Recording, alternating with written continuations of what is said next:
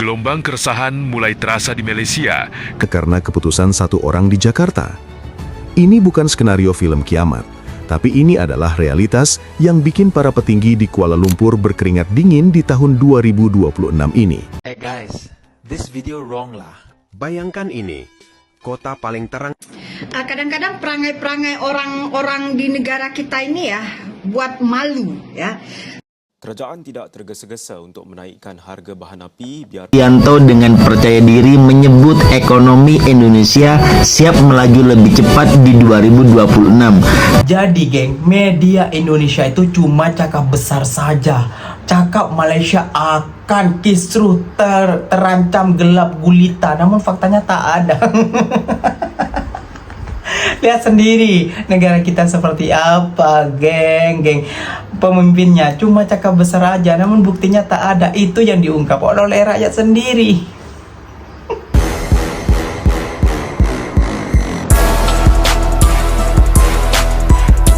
Assalamualaikum warahmatullahi wabarakatuh, geng. Berjumpa lagi bersama saya Iki. Gimana kabar saudara-saudara, sahabat-sahabat saya?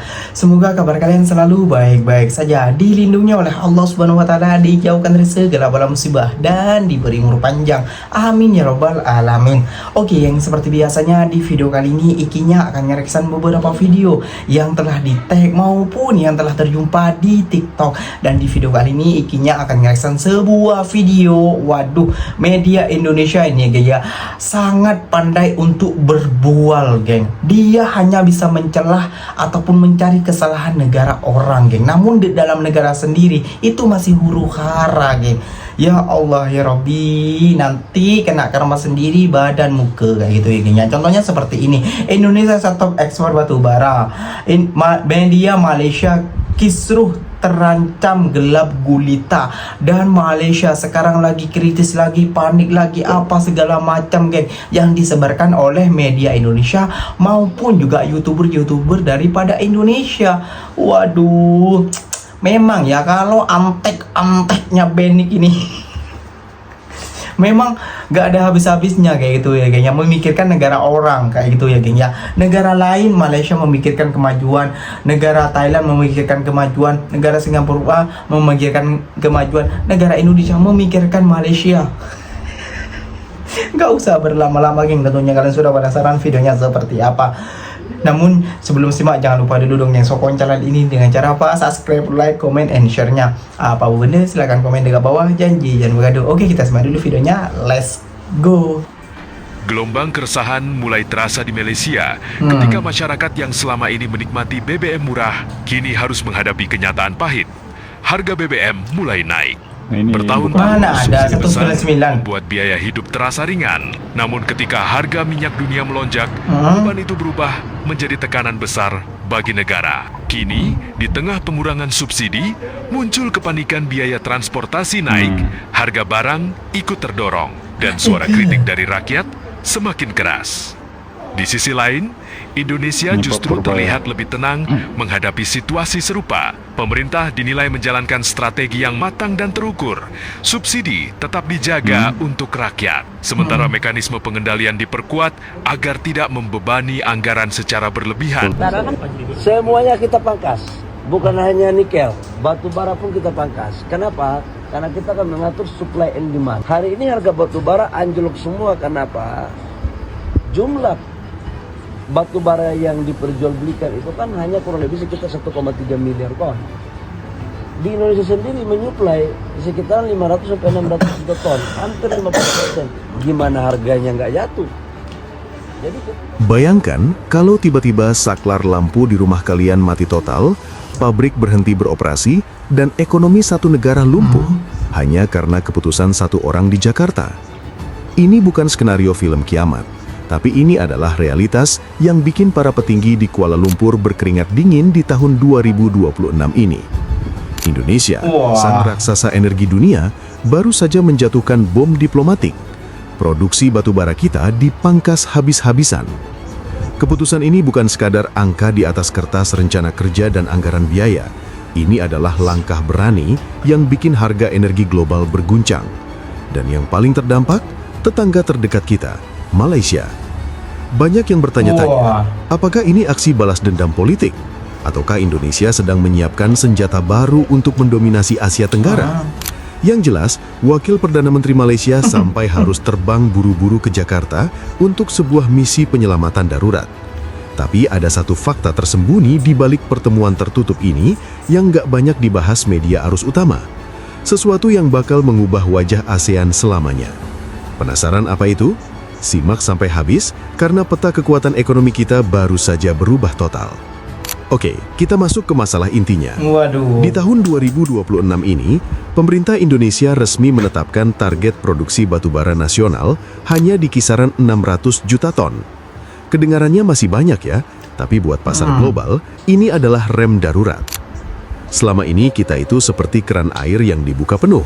Sekarang, Presiden Prabowo memutuskan untuk mengecilkan keran itu demi menjaga cadangan masa depan dan menstabilkan harga. Strategi ini cerdas, tapi buat Malaysia, ini adalah alarm bahaya. Kenapa? Karena Malaysia itu sangat-sangat bergantung sama kita. Bayangkan, sebagian besar listrik yang menyala di rumah-rumah warga Malaysia, dari Kuala Lumpur sampai Johor, itu energinya berasal dari batubara yang dikirim dari Kalimantan dan Sumatera. Perusahaan listrik mereka, Tenaga Nasional mereka, bakal pusing 7 keliling kalau pasokan ini terganggu. Hey guys, this video wrong lah. Bayangkan ini, kota paling terang. Kadang-kadang perangai-perangai orang-orang di negara kita ini ya buat malu ya. Suka nyebar-nyebarkan berita hoax yang mengatakan negara Singapura itu bergantung pada Indonesia ya. Kalau nggak ada Indonesia, Singapura itu nanti bakalan gelap. Coba tengok ini, direspon langsung oleh warga negara Singapura dengan mengatakan Singapura ekonomi dia still stabil ya. Mereka nggak bergantung pada Indonesia saja impor barangnya, banyak lagi negara-negara lain janji ya, negara itu ada uang. Kalau negara itu ada uang, apalagi macam Singapura ya, negara terkaya di Asia, dia bisa beli di negara mana aja. Janji money, uang. Jangan buat berita-berita hoax lah ya, tolong lah, buat malu tuh. Bener sekali Kak Jantung Pisang. Kadang media-media kita itu ya congkak kayak gitu. Ikinya mau bilang apa kayak gitu ya geng ya. Media-media kita itu kadang-kadang suka menelan mentah-mentah berita hoax kayak gitu. Udah disebarkan ke netizen-netizen yang udah tahu IQ-nya di bawah rata-rata 78. Ya dimakanlah, ditelan buntal-buntal itu ya kan ya. Terus nah habisnya membuat orang Malaysia membuat sebuah konten, nah berkomentarlah di sana. Nah itulah yang menyebabkan balasan daripada netizen Malaysia. Nah kayak itu ya, awalnya ya orang-orang kita juga kayak gitu ya geng ya. Aduh, gampang terlalu makan berita hoax, gampang terlalu lihat, sampai mungkin geram ya geng ya orang Singapura terhadap media Indonesia. Sampai nggak tahu lah, Moro, kita tidak bergantung dengan kamu saja. Negara kita memang kecil, namun negara kita negara kaya, bro. Tidak seperti negara kau yang punya hutang ke negara kita. Catat ya. Aduh, ya Allah, ya Robbi, sakit perut iginya geng kalau mendengar berita-berita itu. Oke geng, beri Malaysia yang dikabar-kabarkan kisruh lah, ricuh lah dan lain sebagainya. Kita simak video ini sampai tuntas. Let's go. Kerajaan tidak tergesa-gesa untuk menaikkan harga bahan api biarpun berdepan tekanan gelombang krisis akibat peperangan di Asia Barat ketika ini. Perdana Menteri Datuk Seri Anwar Ibrahim berkata pendekatan yang diambil adalah mengurangkan penggunaan bahan api dan penyasaran subsidi secara lebih berkesan.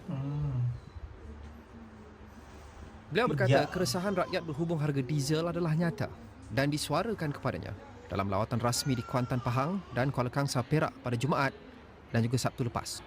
Katanya kerajaan sedang dalam perbincangan untuk menangani isu itu dengan berhati-hati tanpa membebankan rakyat serta kedudukan keuangan negara. Kemudian timbul gelombang krisis. Cadangan mesti naik. Saya tak setuju. Saya kata tak apalah, kita bertahan dulu. Kurangkan penggunaan, tapi jangan naik lagi. You know why? Because saya dari keadilan, saya orang reformasi.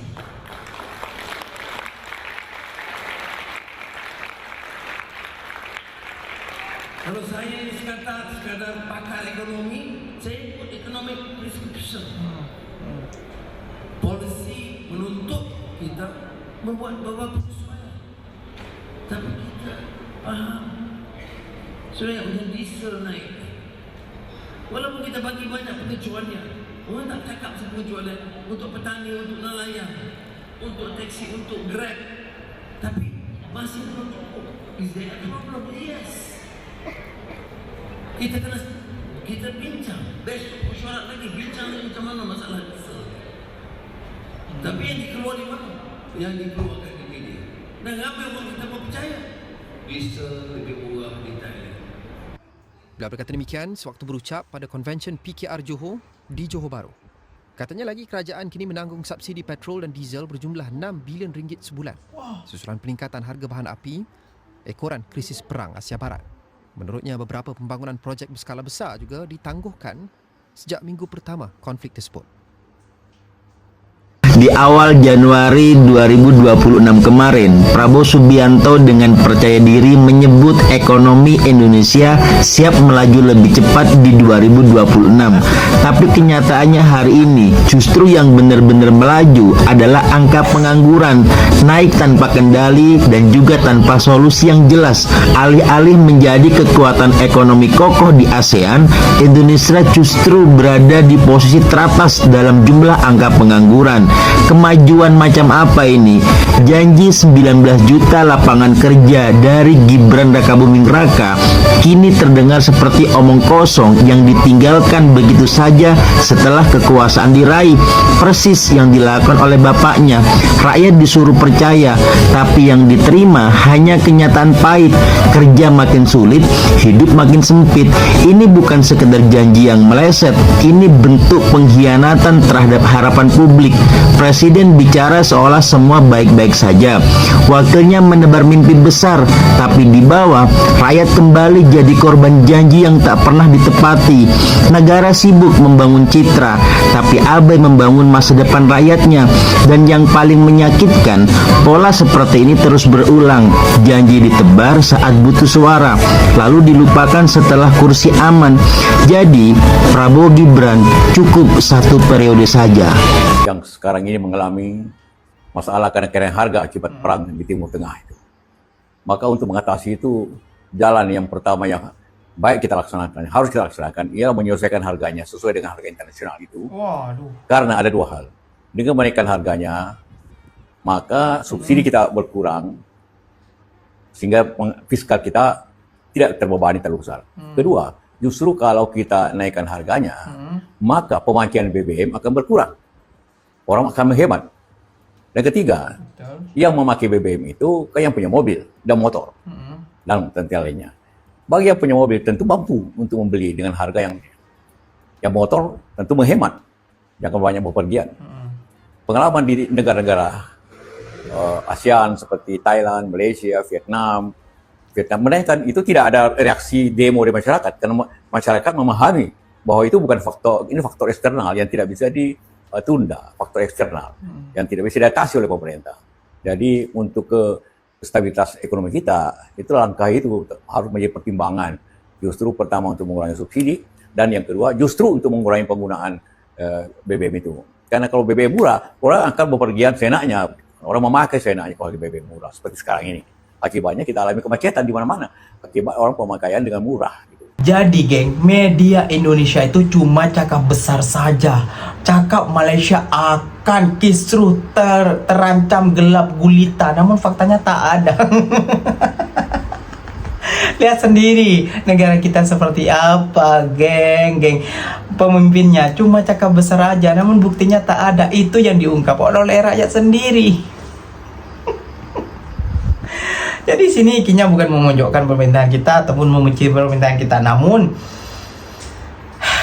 ya pemerintahannya juga medianya gak usahlah membesar-besarkan cakap, gak usahlah paling menyombongkan diri, paling hebat, paling ini, paling itu, pret semuanya kayak gitu ya gengnya. Kalian di atas cuma pencitraan, kita di bawah menanggung penderitaan kayak gitu loh. Jadi apa ya, Gak usah pindah ke BBM lah, apa dulu di ini kayak gitulah, inilah ekonomi menaik lambung lah. Jalan, apa itu? Jalan utama, jalan ya. Nomor 2 kesehatan, nomor 3 pendidikan. Ini dulu kedepankan. Pendidikan, jalan dan kesehatan aja masih amburadul, malah mengurusin. Ya Allah ya Rabbi. Oke geng, mungkin videonya sampai di sini saja. Semoga video ini bermanfaat dan semoga kalian suka dengan video-video ikinya. Terima kasih banyak buat kalian yang telah like, comment, and share-nya. Apa benda silahkan tulis di kolom komentar. Ikinya pamit undur diri dulu. Wassalamualaikum warahmatullahi wabarakatuh geng. Berjumpa lagi tahu di mana di next video. Bye bye.